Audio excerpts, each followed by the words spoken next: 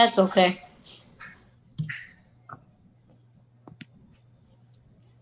Certainly worse for many people in other places. Excuse me?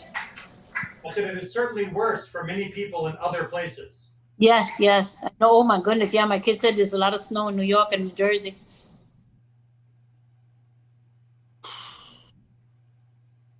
We complain too much. I think we complain too much about everything. We're never satisfied. No, that's not good. Not nice. No, not good. Not nice. That's it. Get up and Getting the YouTube set up. Ven con tu gente. Y nosotros. You know, el otro lado. A little boy that goes up in the beamer, I thought it was your son. I keep on thinking he's your son. I mean, in the last couple of weeks, that is my son. That's Nathaniel. That's not your son. Yes, it is. Your son on the beamer? Yeah. Oh my goodness, I knew it was him up, but I wasn't sure. Yeah, he's 12 now, so he's preparing for his bar mitzvah. Oh, fantastic. I know you must be proud of him. That's fantastic. Yeah. Wow. Because he walks just like him. So I already know that's your son because of his walk. I said he walks just like his father. So when I saw him up there, I said, that is the rabbi's son. But then I said, I'm not sure. And then I kept on saying, is that him? But I wasn't sure. Wow, that's good. That's fantastic. That's good news. That is a blessing. Certainly for me, I agree. Yes, that is wonderful. Yep. She's not that shy. That's good. I won't be up there. You don't catch me up there.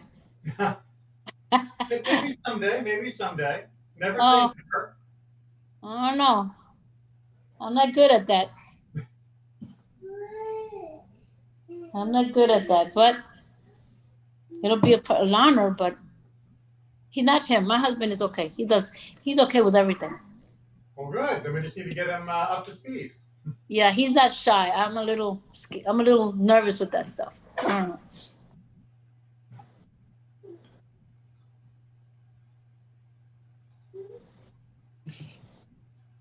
Oh, where are all the other students? Maybe they're celebrating the heat that came back. They're having a hot time out? Yeah.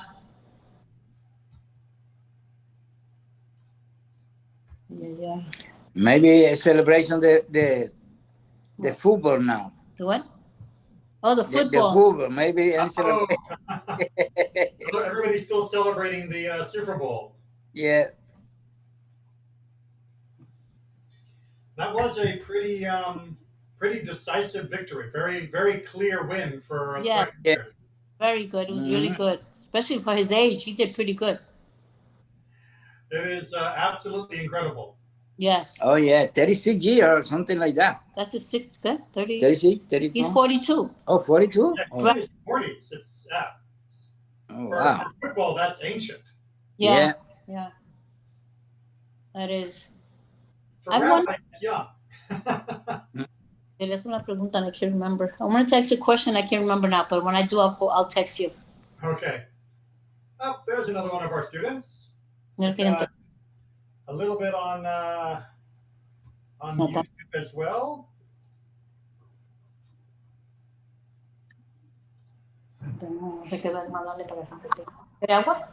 So I think it's about time to go ahead and start. Everyone else just seems to be running late. But if we have at least this many, I think we can get going. Water, agua. All right, so let's go ahead and get down to work.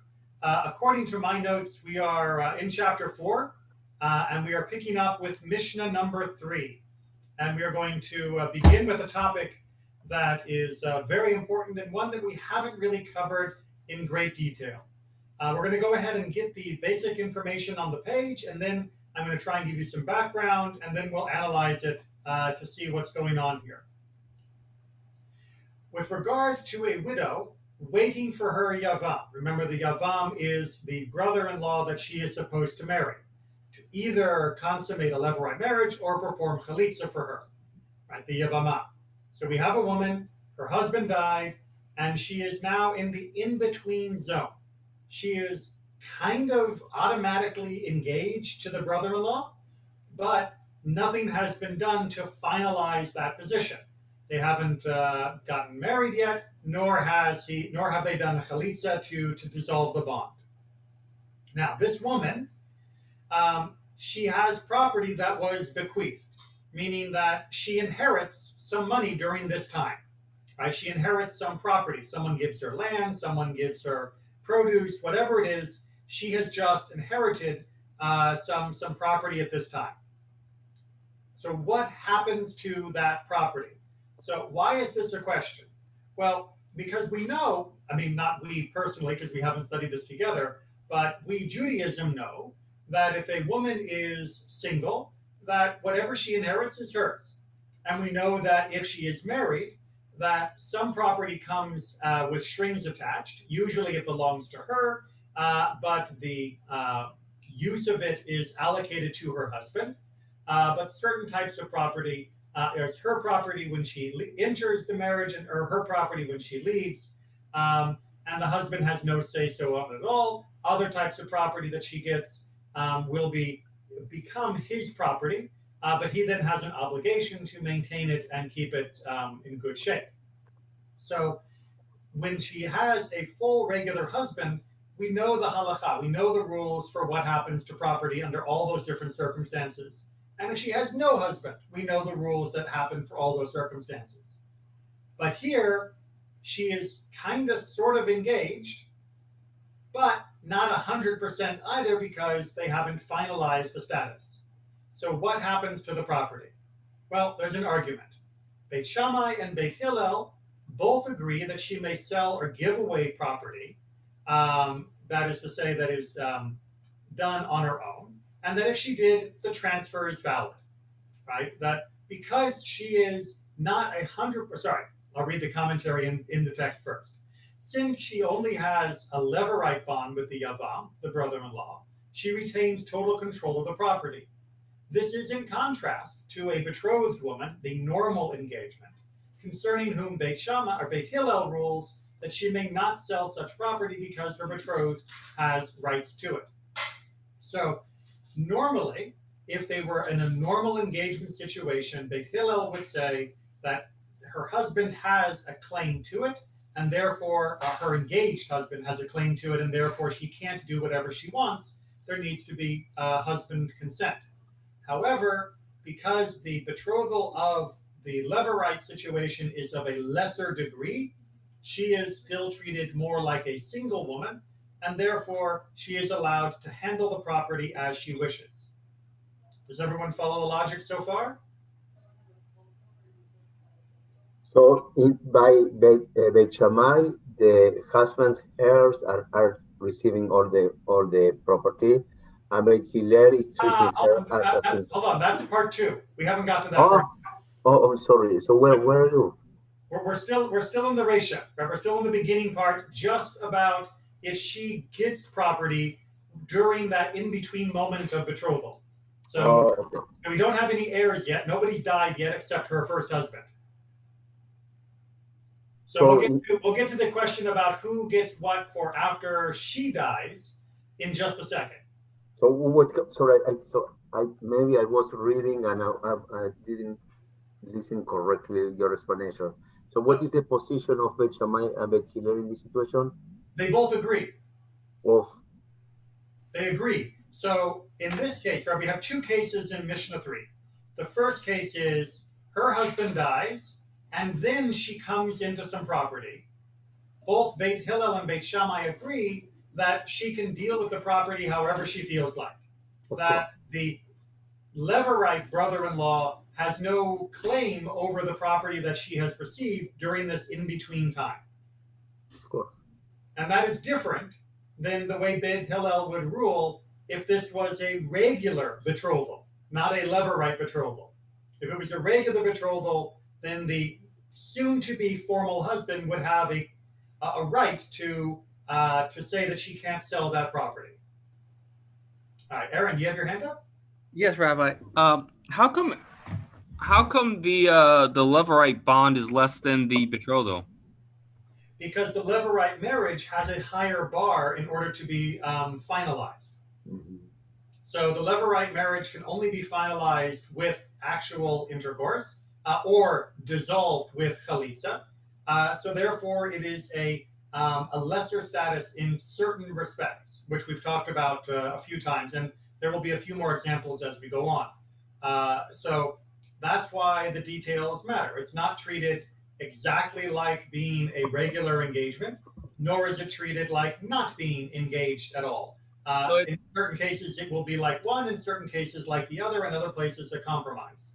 But here the differentiation is because in the levirate marriage, the goalpost is further? Basically, yes. So therefore, the betrothal does not have the same binding effect as it would do in a non-levirate situation. All right, now let's deal with situation number 2. If she died, all right, we actually have the woman dying for a change rather than her husband. But we're still in the same in-between period. That is to say, follow the timeline. Her husband dies. She now has property. Whether she gained it or already had it before his death is immaterial, really. But now he's died, she has died, but there is a levirate brother-in-law. Now they haven't done yibum, that is to say, they have not consummated anything, and they haven't done Khalisa to dissolve anything. Instead, we are still in this in-between time. And if you're wondering like what kind of situation this could be, I think the most common in the ancient world would have been disease.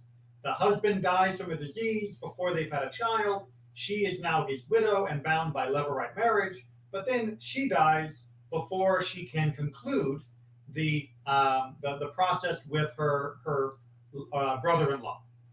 Everyone following the situation? Okay. Yes. If she died, what should be done with the money assured to her in her marriage contract, what we call her ketubah, that was promised to her by her deceased husband, and with her property that enters and leads the marriage with her, in which a husband only has, my favorite word, usufructory interest. All right, so usufruct, which is a terrible English word, one that I have trouble saying, and I've been a native speaker most of my life, is a type of property. Well, let's divide up the types of property there are. There is property that she has, but her husband has full use of and can buy and can sell it as he wishes. And then there is property that she owns and keeps throughout her marriage. She comes with it and she will leave with it. But while she is married, her husband has the right to use the proceeds from it. So, for example, an orchard is the classic case. The orchard belongs to her, but while they are married, he is allowed to sell the fruit and to enjoy the proceeds, the profit from the fruit. But he cannot sell the trees. He can't actually sell the property. So the question here is, she has this property that doesn't exactly belong to her husband, and she has a husband who isn't exactly her husband, meaning the engaged brother-in-law, engaged only by yibum. They haven't actually gone through with it yet, so it might have gone into a Khalisa, we don't know, but it hasn't done anything yet. What happens to her property if she dies before anything moves forward in time? Does she has a father alive? Well, yeah, so she would have her own heirs. That is to say, she would have people that would normally inherit from her, whether it be her father, whether it be her brothers. There are other people that would inherit from her. But normally, if this was a regular marriage and a regular engagement, the person who would inherit from her is her husband. But her first husband is dead, and the new levirate husband isn't a full husband yet because we know the bar is higher for a levirate marriage. So what happens with this property in this in-between time should she die? Okay, if you got your head around the image, we get an argument. Beit Shammai says the husband's heirs, that is to say the Yavam, the brother-in-law, who stand to inherit the property from the husband when he consummates the levirate marriage, should divide the property together with her father's heirs. That is to say, her original family. So Beit Shammai's opinion is, look, it kind of belongs to her family. It kind of belongs to the new husband. So they are all equal heirs. Just take her whole property, divide it into portions, and we're good. Beit Hillel, on the other hand, says the property retains its previous ownership status. What that means is the property stays with whoever currently has the right claim to it. That's why I asked about the father, because for me it was obvious that to go to her father. Well, like I said, if her husband was alive, it would obviously go to her husband. Yeah. And she is kind of engaged, so that's why there's a question mark. Beit Hillel's solution, however, is yes, there's a question mark. So rather than just dividing it, we are going to divide things according to who currently has it, who currently is holding on to it. Therefore, money assured to her in her marriage contract, the ketubah money, remains in the possession of her husband's heirs.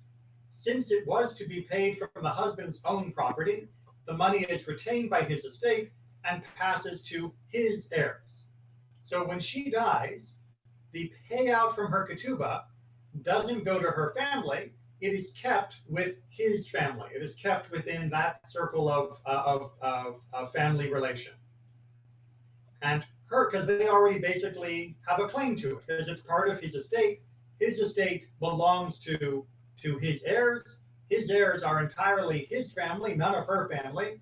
Therefore, the ketubah just stays where it is. It stays with his family because it was really a debt to be paid by his estate. So the property which comes in and goes out with her, go back to her family. Hold on, that's the last line. Ah, okay. I thought that you already read it. No, we just talked about the ketubah money. Now we have to talk about the property that is really her property. The property that enters and leaves the marriage with her, meaning her private property that her husband, or normally betrothed husband, but this is an abnormally betrothed husband, so that's the question. Normally, this property would go to her husband, but he's dead, and the abnormally betrothed husband, well, he doesn't have a claim to it, right? It remains in the possession of the father's heirs.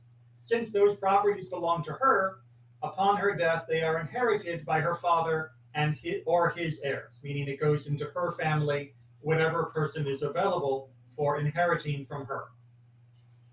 So Hillel's solution is, look, everything should just stay with whoever has it according to the normal situation. And we're just going to ignore the betrothal part.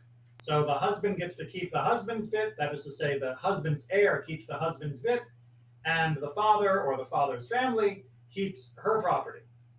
Yes, Eric? And with the food, what's attached to the trees goes to her heirs, and what's fallen, the Yevamot gets to keep? That would be the normal process if the husband were still alive. And I believe that would be the case in this case as well. All right. But don't take that to court just too confidently. I'd have to double check. All right. Now we can move on to the next section, because what happens if the Yavam consummates the Levirate marriage with her?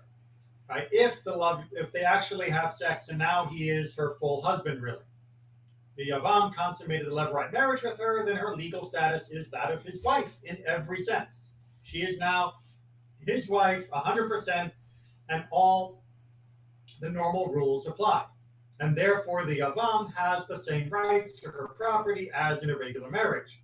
And the only exception to this is that her marriage contract will be payable from the property of her first husband and not from the property of the Yavam. So she becomes his wife in every sense, except that the ketubah from her first marriage, which is being carried over, has to be paid out from her first husband's estate. It is not paid for by the second brother-in-law husband's estate or by his own property, which would mean that if for whatever reason the first husband's estate did not have enough to cover the ketubah, she could be out of luck. That his heirs are not responsible for finishing that quantity for her. Meaning that the only one that will receive something will be the first son that you will have, because the first son represents the first husband. So he's the only one that will receive the ketubah. Right. Now, that is how the Mishnah handles it.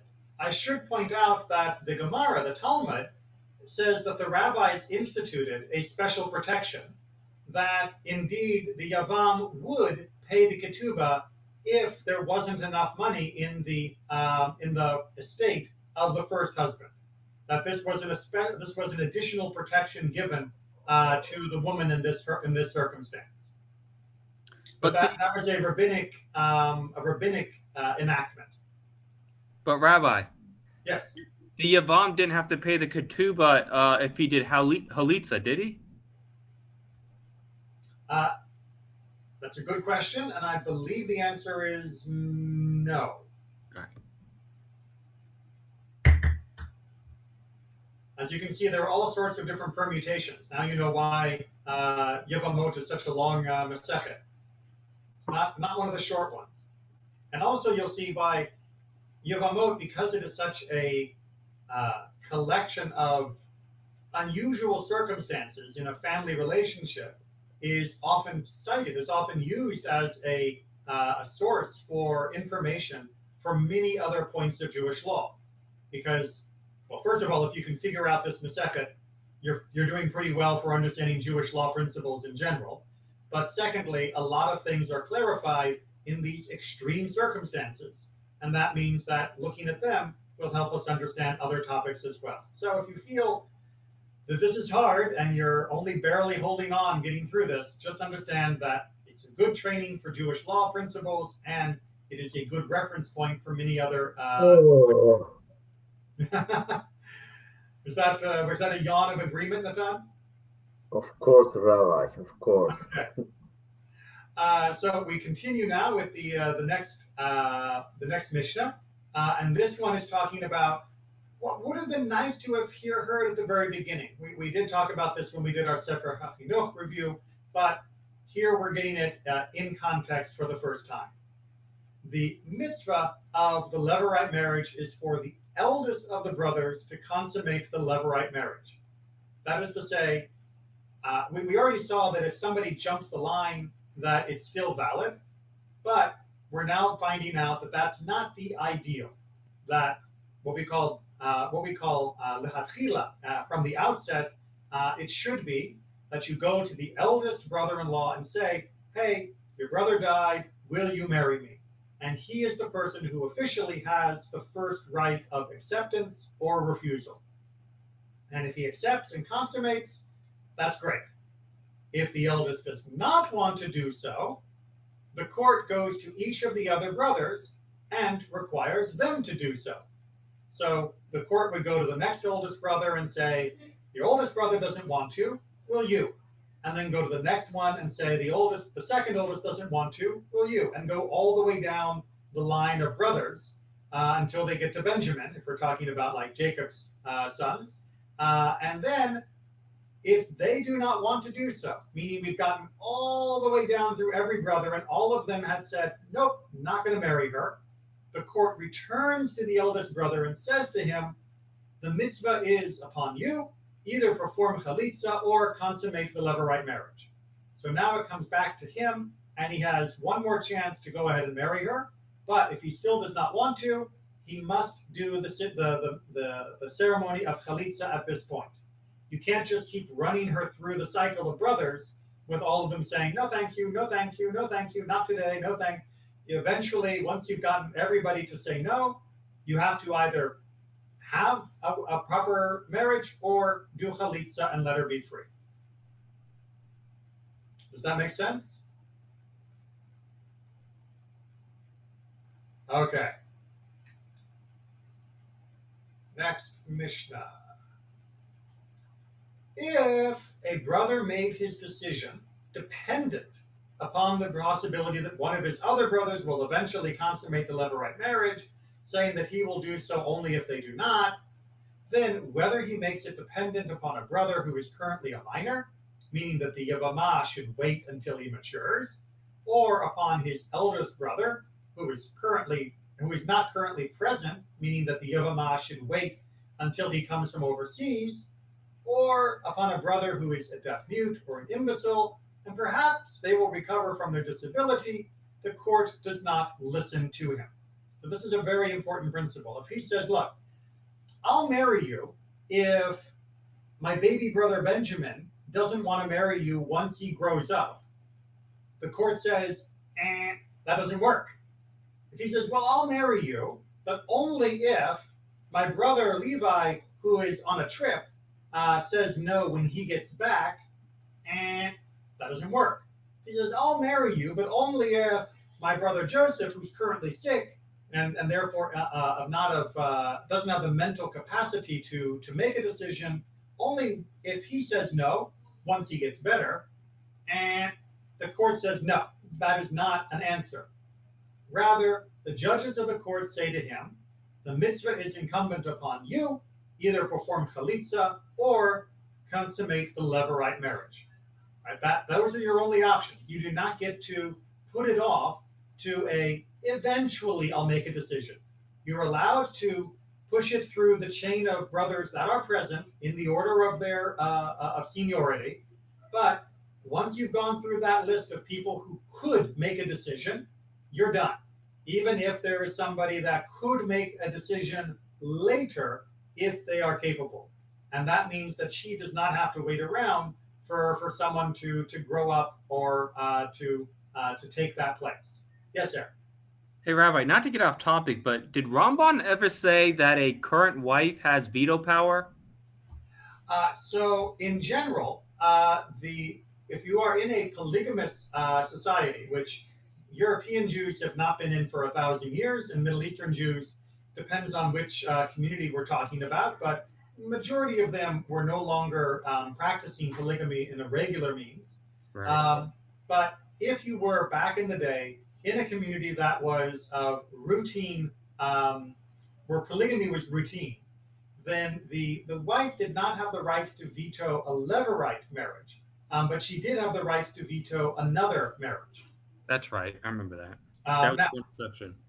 There were exceptions to that where a husband could force her to accept under certain circumstances, but in general, and indeed this is one of the justifications why in Europe polygamy was outlawed as a blanket statement, was that when people are getting married for most of our history now, the assumption is that the wife will be the only wife, at least sequentially. Maybe there will be a divorce or a death, but that polygamy is no longer the norm and no longer tolerated by most wives.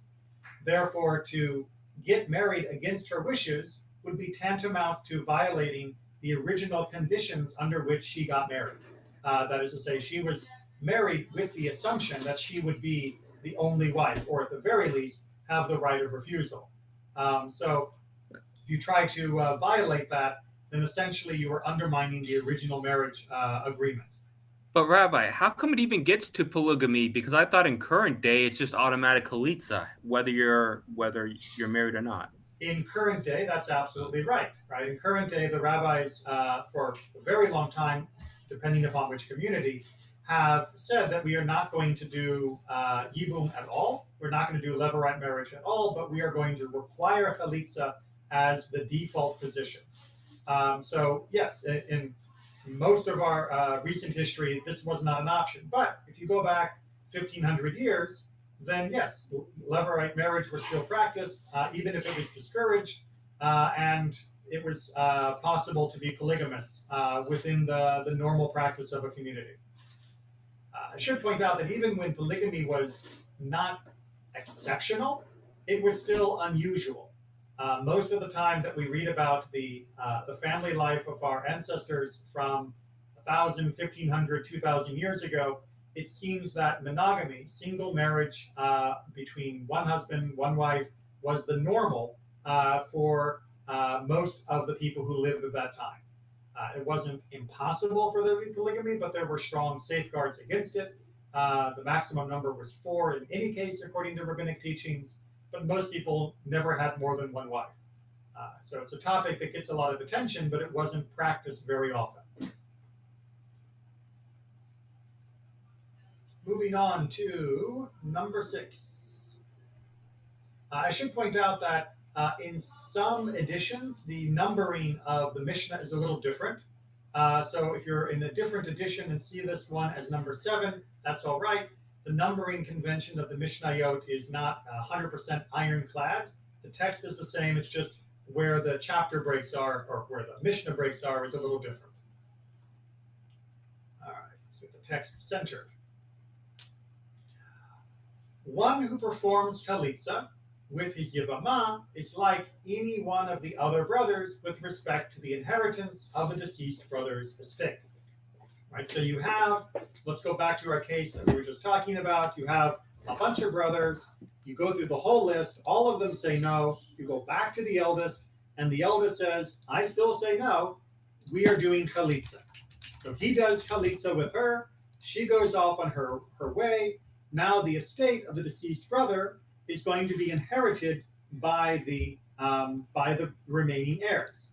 Now, you might have thought, implied in this Mishnah, that since the brother did Khalisa, since he rejected the opportunity to inherit, to help his brother to be maintained, that maybe he would have been cut out of the inheritance path. Maybe he would have been cut out of the will, so to speak. But no.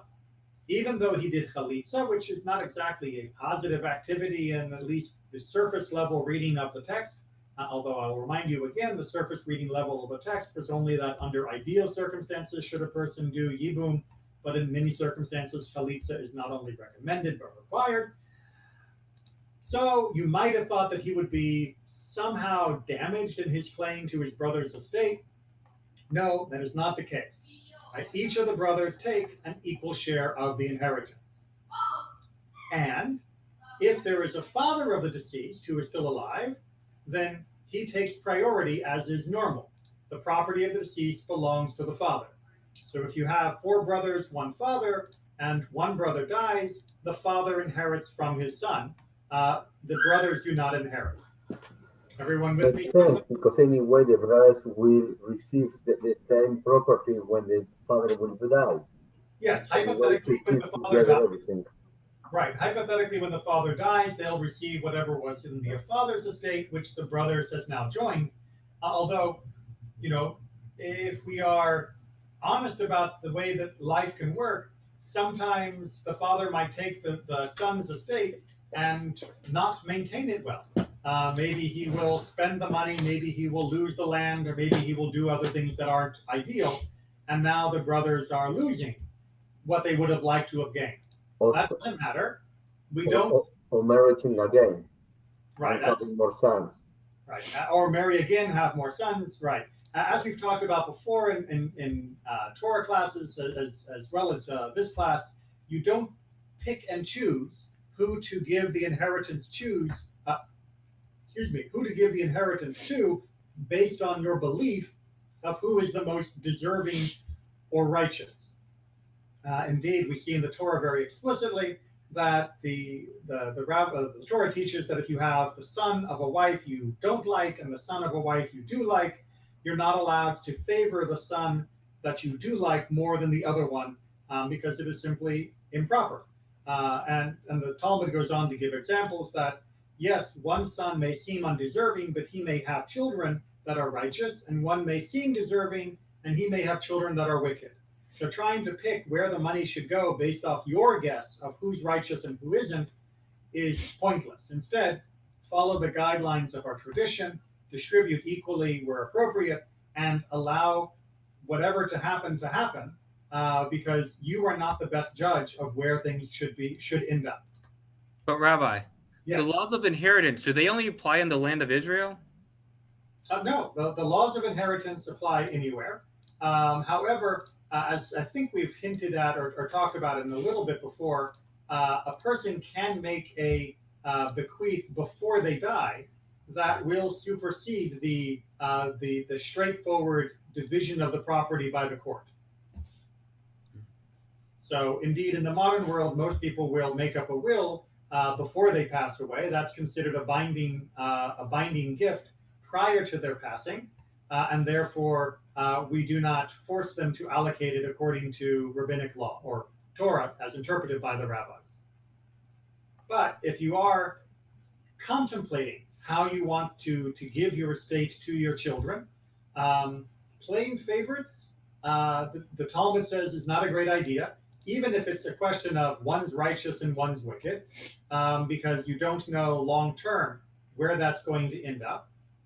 And I will tell you from personal experience of having been with many families that have dealt with issues of inheritance, and especially unequal inheritance or perceived unequal inheritance, that is one of the things that tears families apart. So trying to make sure that when you pass, that what you pass on to the next generation doesn't cause more strife on top of the grief they already feel for the loss is very, very important.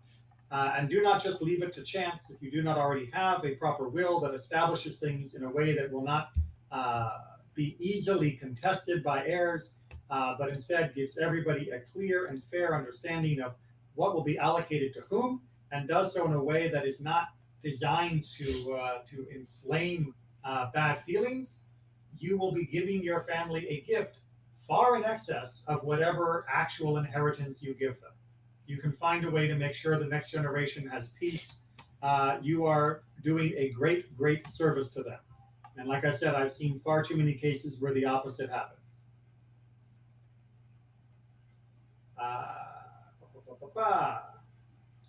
Rabbi Yehuda.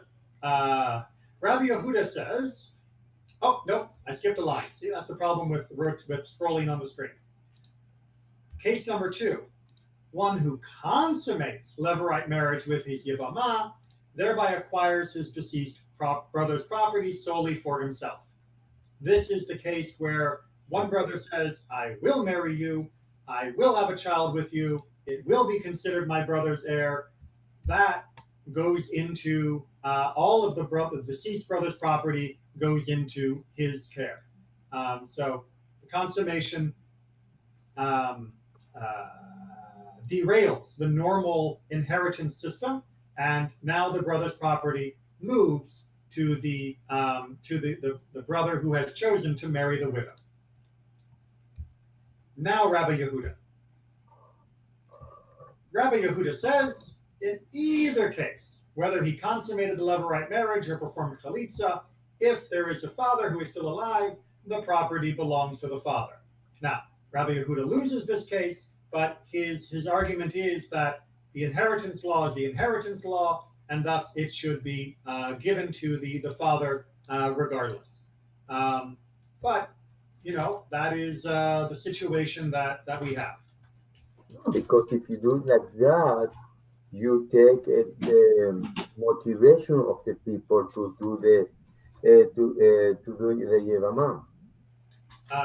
Well, if they will not receive, not really, like, okay, we are human. How we say, God gave the Torah to the human, not to the angels, because we need it. Okay, so that's one of the motivations. If you follow Rabbi Yehuda, the people will not have any motivation to do that. And to they will not have any material. They will not have any material motivation. Yes. Yes. Hopefully, you know, they'll have other motivation, but yes, they would not have a material motivation. Okay. In the case of one who performs Khalisa with his Yevamot, by rabbinic decree, it is as though she had been married to him and then he divorced her.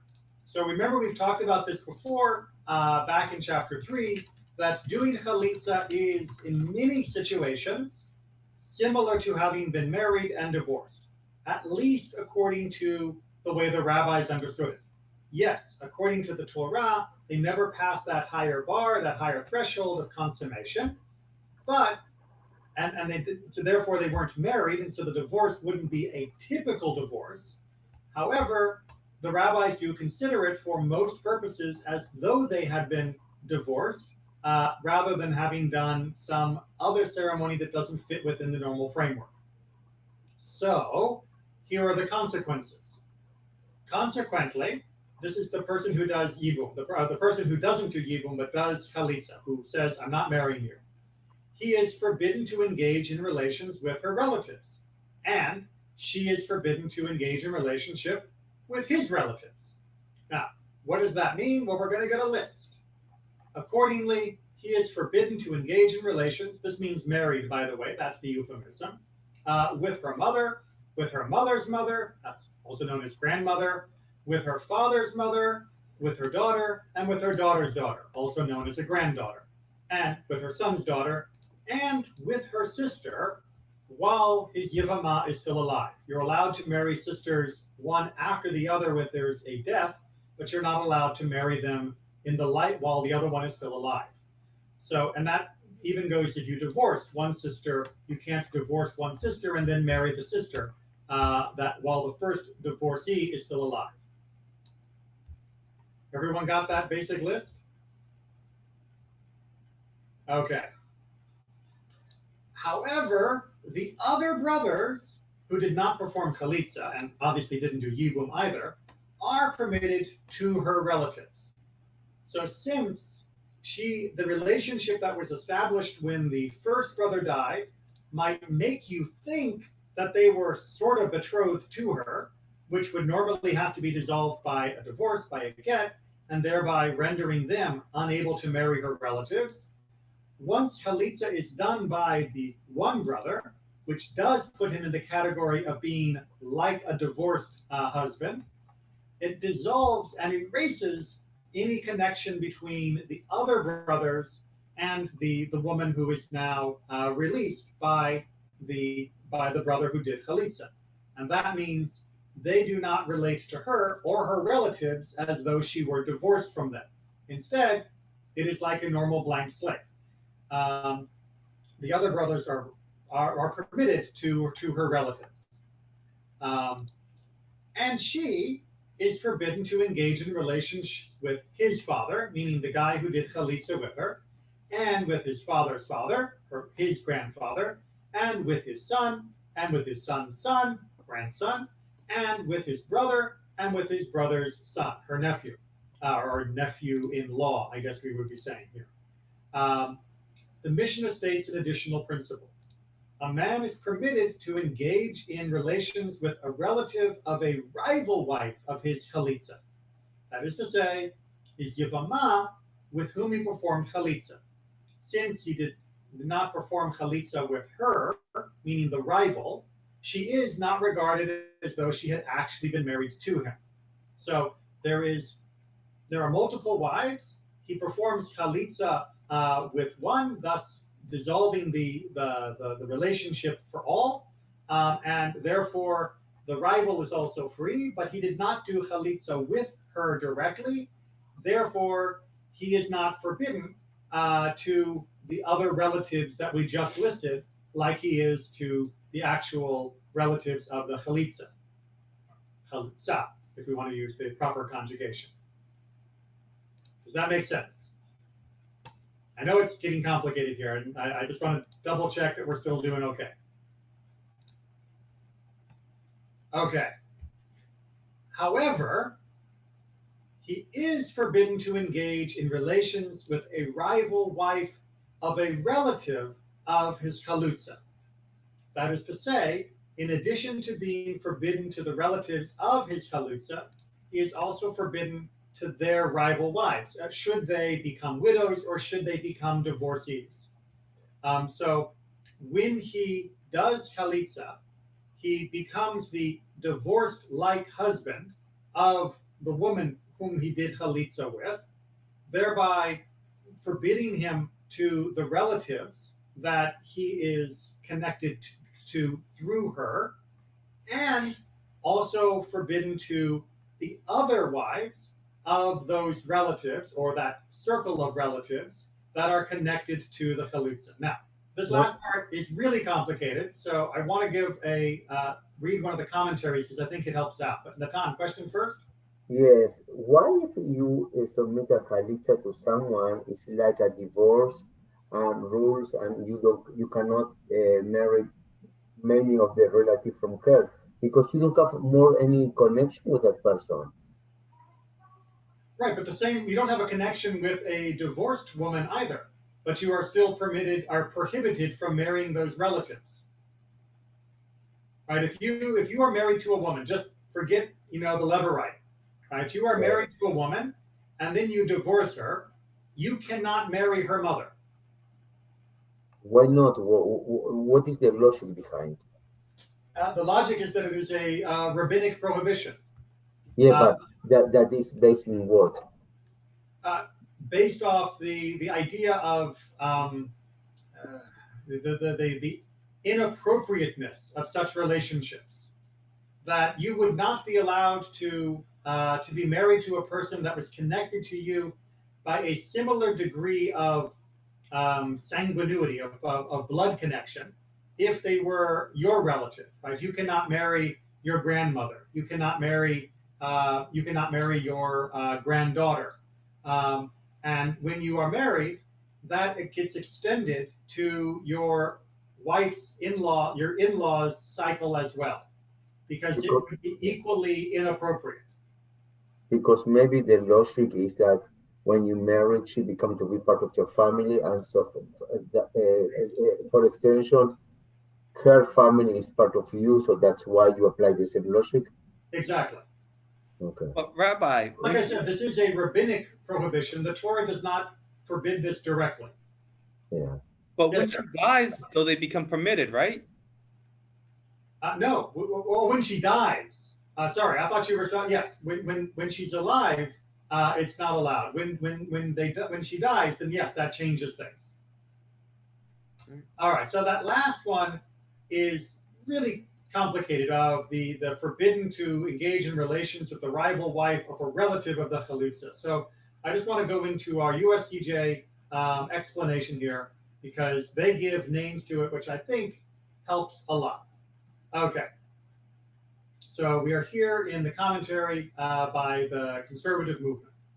So, although the rabbis declared that a man may not marry the relatives of his chalutza, which we were just talking about, he may marry the relatives of the rival wife of his chalutza. What does that mean?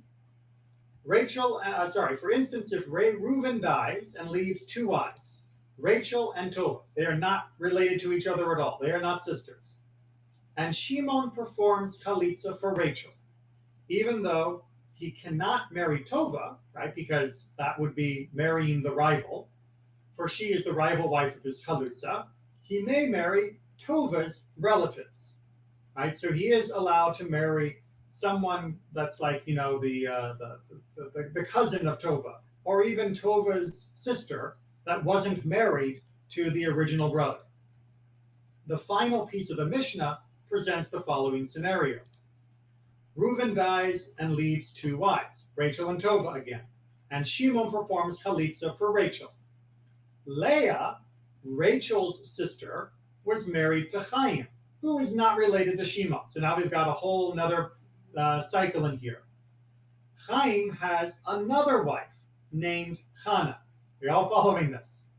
Then Chaim dies.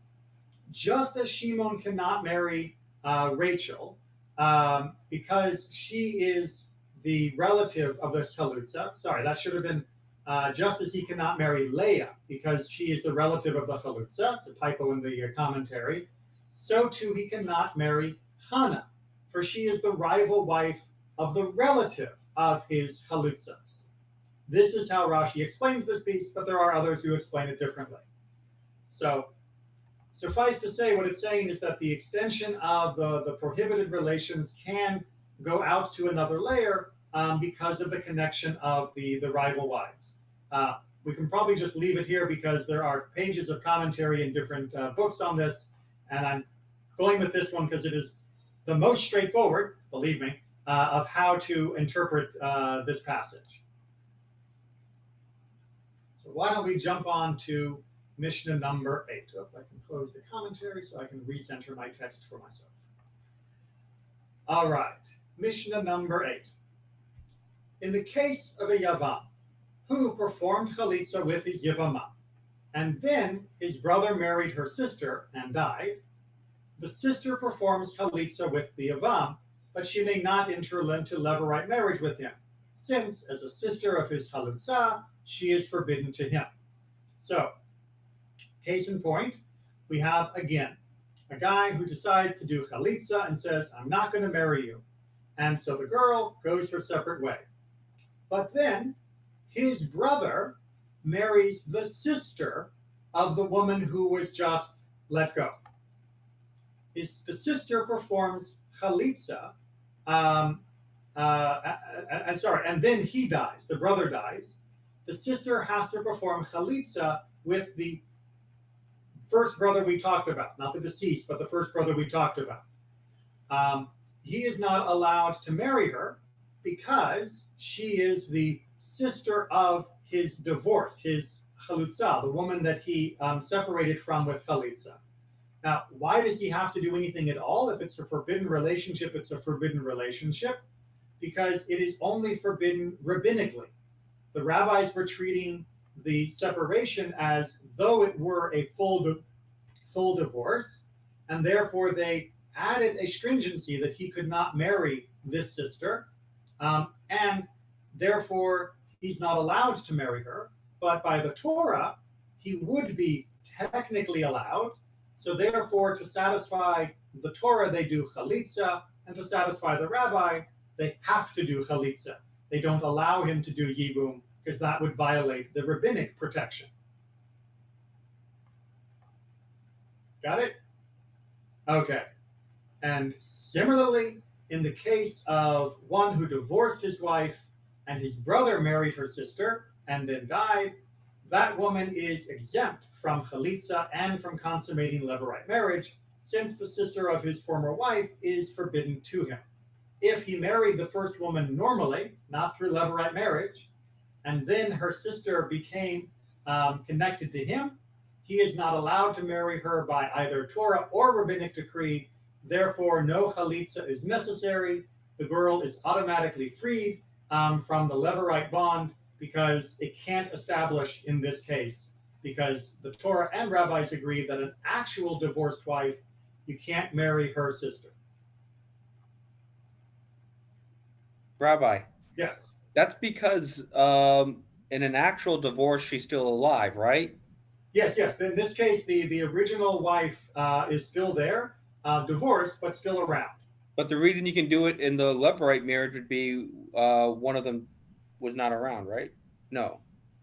The reason he has to do Chalitza in the levirate marriage is because he did Chalitza with the first wife, which doesn't count as a full wife or a full divorce, according to the Torah. All right. Question, Rabbi. Yes, the time. The previous case, okay, the previous line, what happened, because I was still thinking about that. Also, I feel overwhelmed. I have a headache with all these cases, okay? But anyway, I think it's for the first time in years that we are studying Mishnah that I'm looking at the clock all the time. No, it's too much. But it is complicated, okay? That is absolutely nothing to be surprised at. Yeah.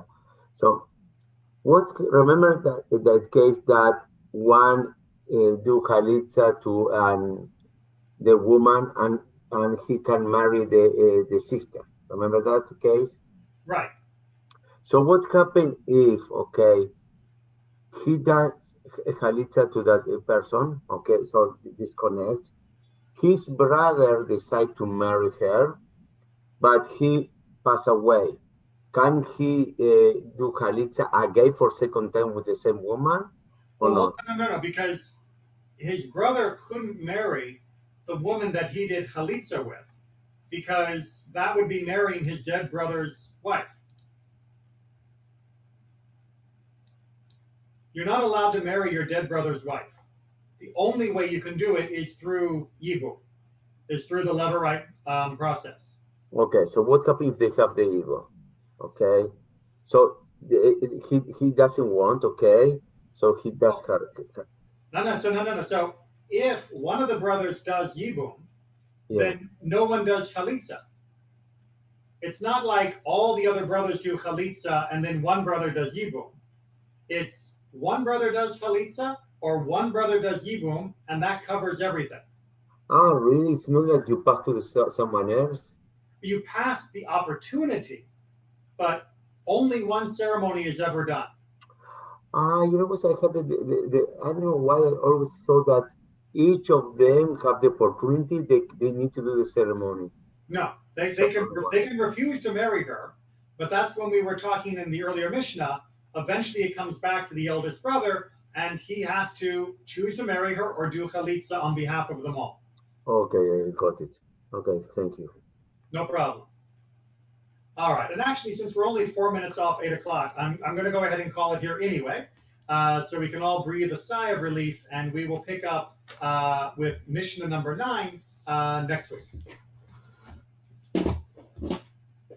Nothing personal, Rabbi. Okay, you are amazing. You explain very good, but the topic is the topic is hard. It's very hard to keep track of all of this. You know, I try to tell people, you may think that calculus is hard. You may think that studying American history is hard, but studying people, studying relationships, that is the most complicated thing you can ever imagine, because it's not always so simple as, you know, a little family tree and nuclear families and 2 1/2 kids.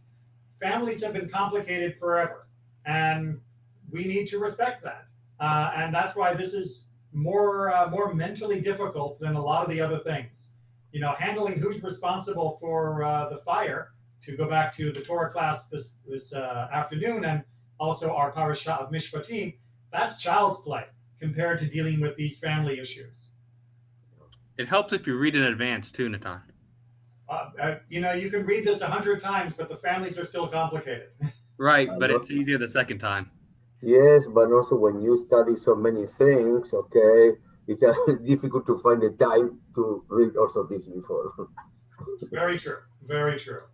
All right, everyone, take care. Take care. Be well. I'll hope to see you again, either online or in person under proper safety precautions.